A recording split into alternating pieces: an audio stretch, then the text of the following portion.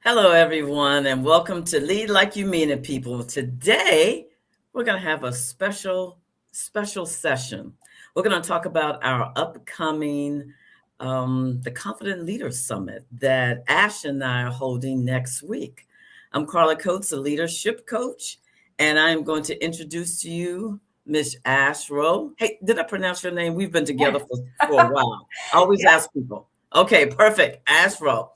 Introduce you Ash Rowe. She is also a career and leadership coach, and she's going to share a little bit about herself and about our upcoming summit next week. Ash? Yes. Hi, everyone. We are so excited to host this summit. Glad to have you all today with us. And we're going to bring in some speakers as well. To tell you a little bit about myself, I am a career and leadership coach. And I do help emerging leaders and mid career professionals reach their next level by enhancing their visibility and leadership presence.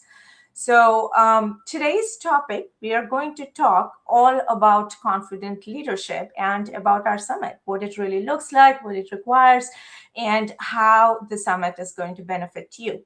So, just a little bit about the summit. It's a 3-day virtual leadership summit, which is bringing together 8 speakers, along with Carla and myself, who will be hosting the summit. And it's happening on February 18th, 19th, and 20th from 4 p.m. to 6 p.m. Eastern Time. So, who is the summit for? This is mainly for emerging leaders. This is for corporate professionals, mid-level managers. If you are eager to go into your next level, then this summit is for you. So, what you're going to gain from this is going to be attending these live sessions will give you access to actionable insights, advice, practical takeaways, and some free digital gifts as well. So do check out, and we'll definitely publish the links below as well. Carla, did I miss anything? Anything to No, add? ma'am. Everything is on target. Awesome. All right. So that's a little bit about the summit. Now, we do have some of our featured speakers who will be joining the live today as well. So we'll go ahead and bring in our featured speakers for today. Today we have Miss Elaine Robinson Beatty. I tell you, the reason why Ash and I are here today is because of this wonderful woman. So last year, Ash and I were on Elaine's summit. We had a good time. She provided us with such professional care. And I have since, at that time, I called, I think Ash and we were chit chatting back and forth. And I said, hey, Ash, what if we held our own summit? And it's because I can't say enough. It's because of this woman. I've kept in contact with her, and she's a fabulous executive coach out of the greater Atlanta area. And she's going to talk about during our session next week. She's going to talk about beyond the burnout crisis. So, Miss Elaine, thank you. I say thank you, ma'am. I'll turn it over to you. You are most welcome. I am so proud of you too. I can't stand it. Nothing makes me happier is to be able to provide a platform and then to watch people like take off. And that's what you all have done. And that's exciting. So thank you for the invitation. It is my pleasure to be here today. Thank you. I'm going to turn it back over to you. Can you share a little bit about what you're going to talk about next week? Absolutely. The talk is around burnout. It's called Beyond the Burnout Crisis. And you say, like, why beyond? What I am passionate about, what I continue to see is high performing leaders who are over functioning past their limits. I see leaders who are calling excellence overperforming. I see leaders who are in stuck in isolation.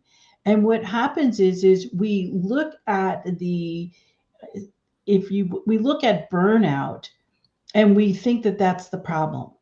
But let me tell you, that is the symptom. Yeah. That is the symptom.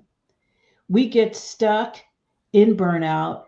I see leaders, circling They're afraid to tell people where they are.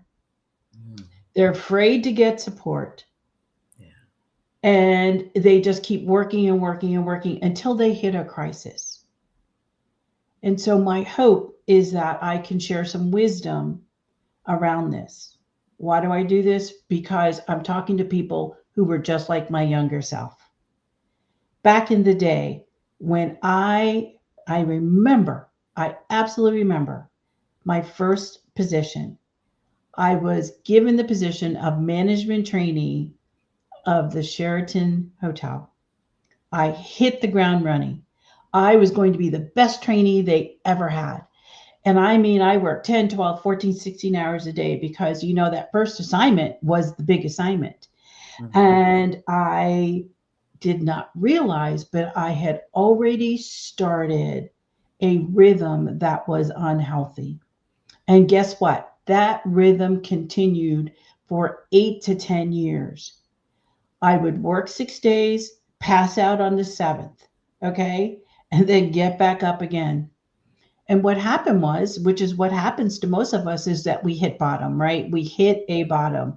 My boss started, you know, asking me, whoa, were you partying a little bit too much? And the answer was yes, you know, because I was trying to numb, you know, the pain that I was in.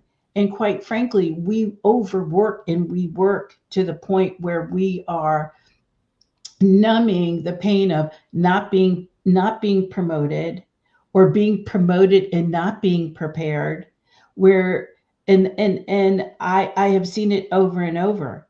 And so thank God I got a wake up call, and I ended up, you know, having a mentor and supervisors who were really paying attention and calling it out and saying, Elaine, you're not taking care of yourself. And so I want to say to the leaders who will be attending that it's important to recognize, first of all, the signs and the symptoms of burnout. And you can get beyond the crisis, but you cannot do alone. A coach will be helpful. That's what I did. And I couldn't believe it. It was almost in my 20th year that I hired a coach. And I said to myself, what took me so long? What took me so long? Having a supportive community. Again, we get to working, and we forget that we need a support system ourselves. We're so busy offering support that we forget and give ourselves permission to accept support. So I really want to talk to those men and women who are wanting to be promoted, wanting to go to the next level. And I want to, number one, shake you up, wake you up, and say, look, we cannot continue the way we've been. And I have to put myself in check as well, right? It's a lifelong practice that we have to get in to recognize that we can lead, and we can lead in a healthy way. I hope that when I'm finished speaking, that people will understand that it's important to lead well, to lead from a place of well-being for the individual and for the organization, and to lead wise, utilizing all of our resources. So it's important, again, to recognize that burnout is a symptom, and the real problem is leadership. Yeah. Is the leadership culture that we've created. That's beautiful. So can you share, since you're an author, can you share how you would align your book with what you're going to present next week? Yeah, I really believe that oftentimes we just are so focused on, you know, the next level. And I was one of them, you know, I driven to succeed there. And then you get frustrated because you don't make it. Yeah. Well, my book, Sis, You Earned It, is really written for women, because my goal and one of my dreams is to help women move up into the C-suite and move up to the highest levels of leadership, so that we can start affecting the cultures because quite frankly, the highest levels of leadership were never really made and built for women. Mm-hmm. So I'm looking to help to try to, even the playing field. Yeah. But it works for men and women. And it's really designed to set out the framework and the strategies that I know work. After 30 years in this business, working, hotels across the country, working internationally, right? There are some things that I've seen over the years that I know work, right? One is executive presence, making sure you have a support system, making sure that we not only have professional goals but we have personal goals, making sure that we have mentors. So there's certain, again, if you would, a framework that will help us to be successful and get to the next level. And not only get there, but stay there. Yeah. So I want people to get in that leadership seat and stay in the leadership seat in a healthy way. Mm-hmm. Okay, so my last question is: so you've spoken, I would say, all over the country. How often do you see burnout at each level of leadership? Carla, every level. Unfortunately, our country is one that says, pull yourself up by your bootstraps, right? It's an American thing. Yep. And quite frankly, I'm saying that burnout is not a badge. Burnout is not a badge. And so when we have these cultures that are just promoting work, Mm-hmm. we have got to stop that. And so again, it starts at the very beginning. You come in and they give you these goals and these, these assignments that require you to work after hours, respond 24 hours. And I say no, right? Yeah. You have the ability to say no. So recognize that it starts early on and it can continue unless you get a hold of it. All right. Thank you, Miss Elaine. Hopefully I'll be there in the month of June. Maybe we can have lunch or dinner together in the greater Atlanta area. Thank you so much. I appreciate you all. All right. Thank you so much. Appreciate your time. I'm going to now turn it over to Ash. She's going to bring on Jesper. Awesome. It was great to hear Elaine and her passion towards this topic called Beyond the Burnout Crisis. So I'm so excited to hear about Elaine's talk session. Thank you, Elaine. And now, happy to introduce our next speaker, Jesper McIntyre. Jesper is a leadership development and HR consultant who helps leaders build high-performing teams. He's a certified SBHR. He partners with business leaders to strengthen leadership and culture so that their organization can grow without the leader feeling trapped in burnout and overwhelm. So through his frameworks and assessment and leadership systems, Jesper provides strategies to turn overwhelmed teams into empowered leaders, unlocking clarity, performance, and sustainable growth. Welcome, Jesper, and we're so glad to have you with us today. Ash and Carla, thank you for having me. Excited to join you today. And adding on to what Elaine said, it's such a great platform that you're organizing for leaders, especially for this event. Yeah, thank you. Thank you. We are excited as well. And our intention is to bring together leadership coaches just like you, to add value to our audience. So glad that you are a part of it as well, Jesper. So go ahead and tell us a little bit about yourself and what you're planning to talk during our summit.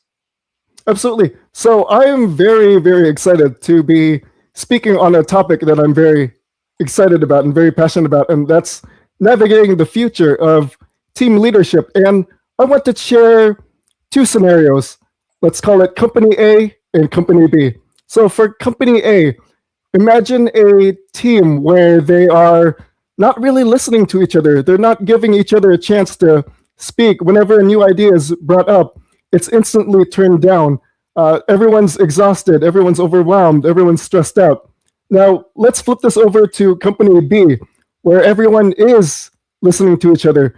No one's interrupting each other. Everyone's getting the space to share what's on their mind. Creativity and innovation is flourishing.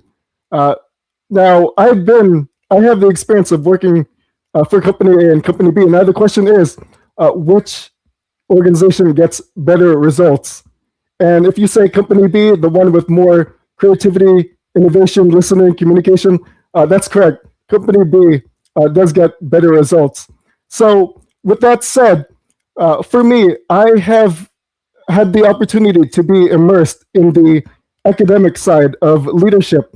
And when I talk about navigating the future of team leadership, during my session, we'll be talking about the trends in leadership and the past, the present, how it looked like, and how it's evolving into the future so that we can be better prepared as leaders leading into the future. And for example, in our research, when we look at the different technologies and the different things that we've made progress on, there is a clear evolution of how it's looking. So, for example, the issues and problems that we've had in the past and inventions. For example, when we were cave people, what we had were spears, the wheel. Those were easy to develop back then. It took one or maybe two people. As we move forward in time to today, the airplane has been invented, the car has been invented, the train. It's becoming more complicated and complex for one person to build. And it takes a team to really make these things happen. And then as we move into the future, we're looking at artificial intelligence. We're looking at self-driving cars, automation. What this says is that all of our challenges are becoming more complex and more sophisticated for one person to solve on their own. Is it possible for one person to solve artificial intelligence in and of itself and everything about it? Possibly, but that could take forever and a long time. But when we lean on the support of other people, much more can get done. So when we look at the different technologies and inventions over time, what this means is that it's becoming all the more important to rely on a team to achieve the goals, the milestones, and KPIs that we're looking for as we lead into the future. Awesome. Yeah, success does not happen in silos, and there is always power in community, right? Who should absolutely attend your talk? Yes, the people who should absolutely attend this talk are the people who are either currently leading a team or preparing to lead a team. So a title is not important. It's the ability to manage other people and supervise others. Awesome.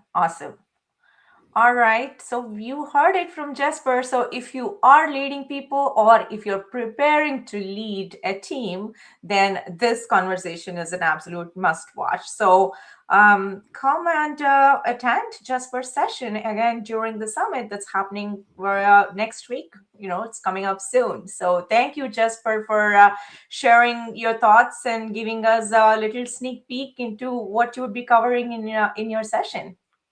Looking forward to it. Thank you, Ash and Carla. Thank you. All right. Now on to our host herself, Carla. Go ahead. The floor is yours. Oh, thank you, Ash. So one thing I want to pick up what Jasper said about basically, you don't have to be in a leadership position to be a leader. There's one thing that came to my mind as he was speaking.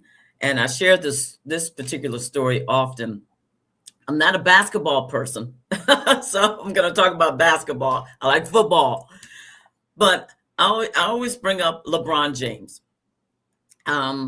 When he was in Cleveland, he was playing for the Cleveland Cavaliers. He was not, of course, he wasn't the owner. He was not the coach. He was not any of the other coaches. He was a player. I believe he was a captain on the team. Somebody can correct me, but he had no authority over the team. But you know what? He said to the city of Cleveland that I'm going to get you guys a championship. He made that statement to them. And I thought, wow, that's bold. You're basically not even the owner. You're not a coach. You have no leadership authority from an organizational point of view. But along with his teammates, not just him, but along with his teammates, guess what? They were able to win a championship for the city of Cleveland. He stood by his word. And it just made me think of when, again, when Jasper was speaking, I said, that's so true. You don't have to be in a leadership role to be able to attend this summit. So I want to talk a little bit about what I'm going to speak about. Leadership requires limits and the power of no. It's amazing that when we're in a position that we think that, you know, the organization, you still have a lot of responsibility over me. And we tend to lean over and give it to them. I coached someone a few years ago, and he had just accepted a high-level position. And he said, Carla, I don't want this new organization. He was so upset. I don't want this new organization to call me after 7 o'clock.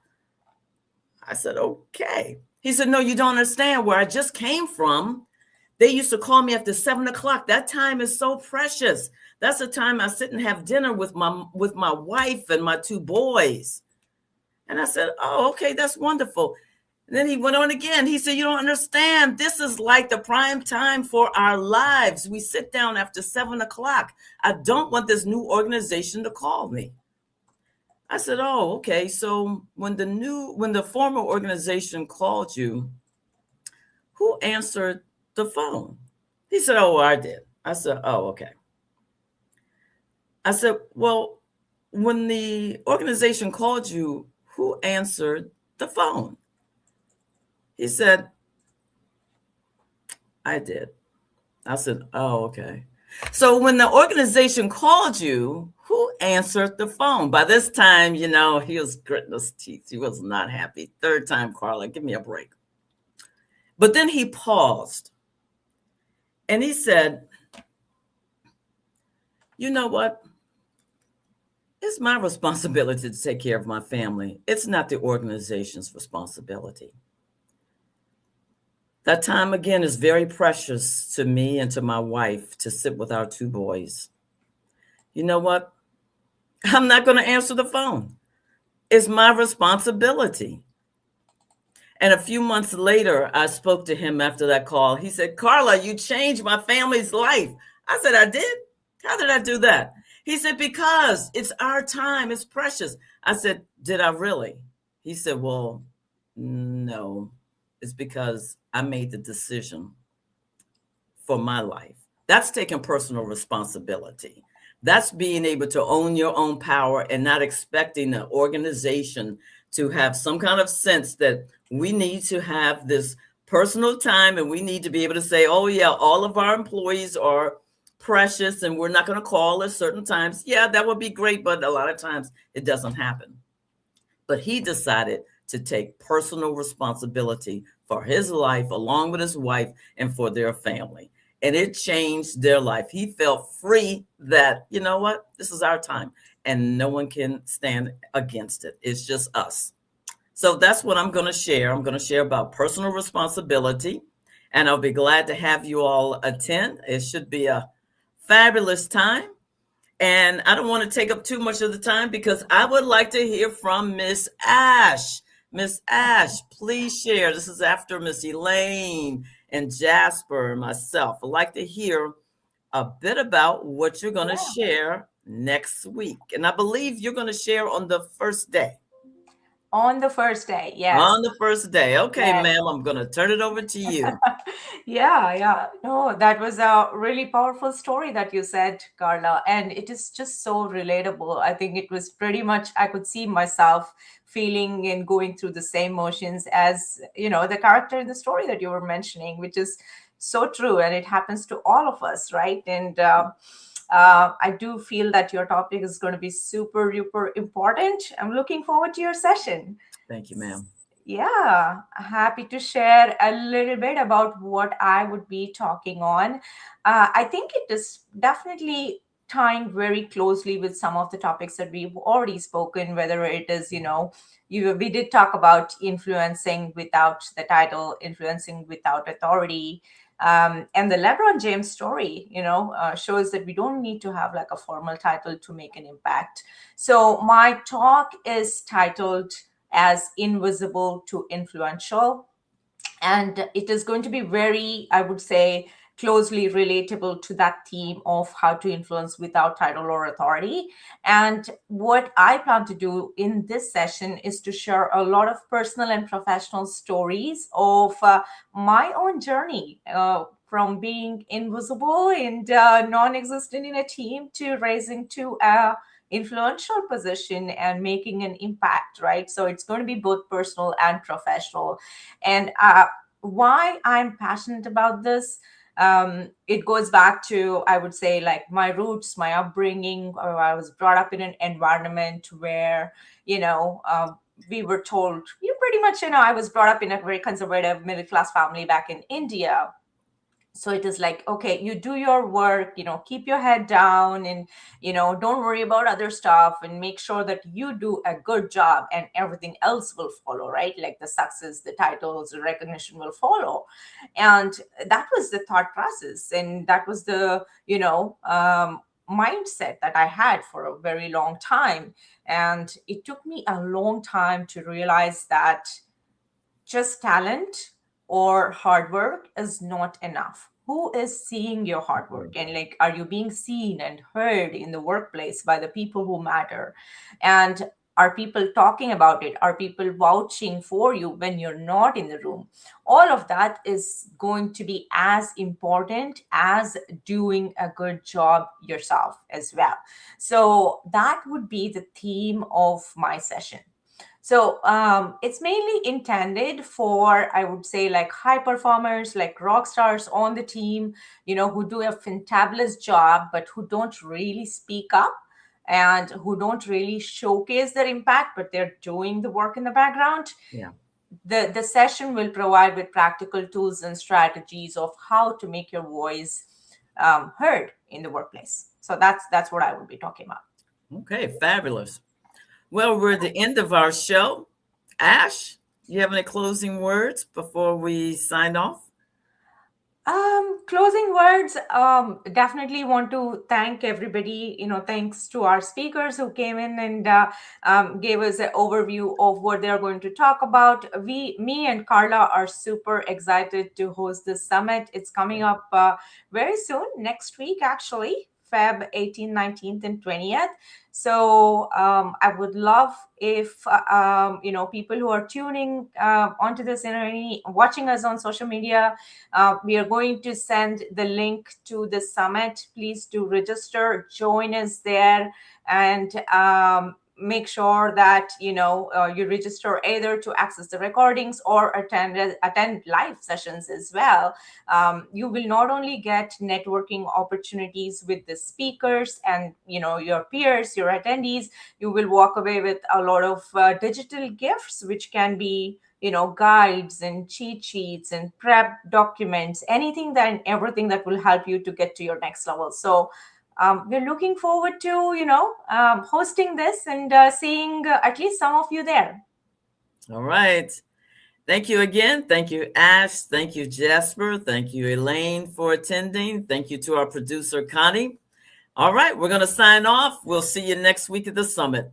Have a great day, everyone. Thank you, everyone.